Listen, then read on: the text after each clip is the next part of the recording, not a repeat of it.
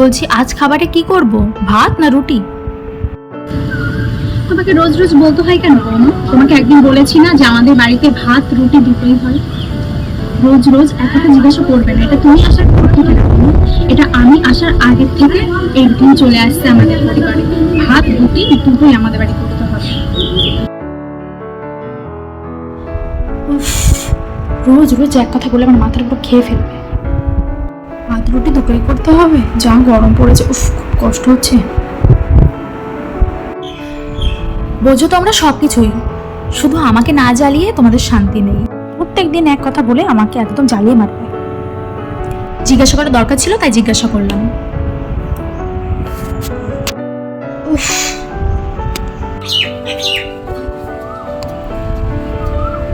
উফ, রোজ রোজ এক কথা আর ভালো লাগে না। রোজ রোজ এগুলো ভালো লাগে নাকি?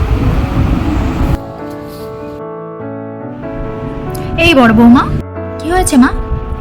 বলছি যাও না, তুমি একটু ছোট বৌমাকে সবজিগুলো কেটে দিয়ে এসো। তাহলে একটু তাড়াতাড়ি হবে, না হলে সেই আমাকে আবার কথা শোনাবে চাপবে যে আমি ছাড়া এই বাড়িতে আর কেউ কাজ করে। যাও যাও, তুমি বরঞ্চ যাও, ওগুলো কেটে দিয়ে এসো, যাও তাড়াতাড়ি যাও। কেন মা, আমি কেন করবো?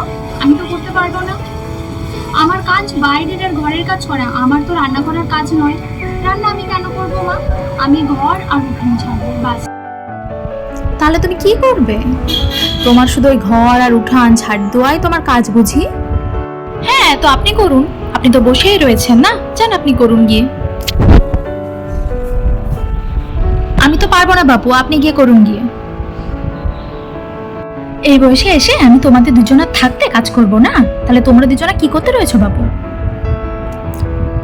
শুনুন মা, একটা কথা বলি, আপনি বরঞ্চ একটা গরু পুষুন, আর গরুটাকে আপনি যত্ন করুন, আপ্যায়ন করুন, তাতে আপনার পূর্ণও হবে আর আপনার গান আনানোও হবে।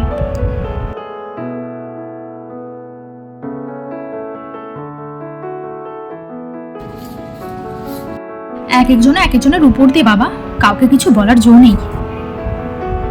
বাড়ির সব কাজগুলো আমাকে দিয়ে করাবে, যা যা কাজ আছে সবাই থাকবে, খাবে, আর সব কাজগুলো এই ছোট বউকেই করতে হবে। ছোট বউ ছাড়া যেন এই বাড়ির কিচ্ছু চলে না। আরেকজনা আছেন খালি হুকুম আর হুকুম, শুধু হুকুমই করে যাবেন সারাদিন ভরে, আর আমাকে সেগুলো পূরণ করতে হবে। শুধু ছোট বৌমা ছোট বৌমা, সহ্য। ঠিক আছে, তাই হবে তাহলে। এখন আমি দেখিয়ে দেবো যে কিভাবে কাজ করে খেতে হয়, গা নড়িয়ে কিভাবে খেতে হয়। তোমরা যখন আমাকে খেতে দেবেই না কাজ ছাড়া, তাহলে দেখো এখন একটা গরু নিয়ে আসবো, তারপরে আমি বাড়ি ফিরবো, আর কিভাবে কাজ করে খেতে হয় সেটাও দেখিয়ে দেবো। অনেক শুনছি।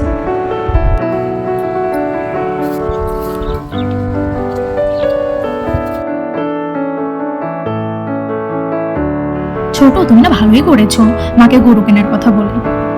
গরুও পুষবে, ভালোই হবে।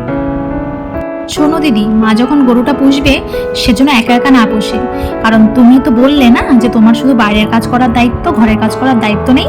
তাহলে গরু পুষাটাও তো বাইরেরই কাজ। তাহলে কিন্তু এখন থেকে সমানে সমানে দুইজনা মিলে গরুটাকে যত্ন করবে, বুঝলে?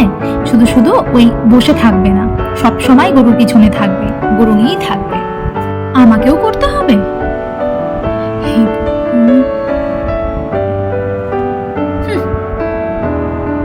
কি করেছে করবো ভগবান জানে, জ্বালাতনে বাঁচি না।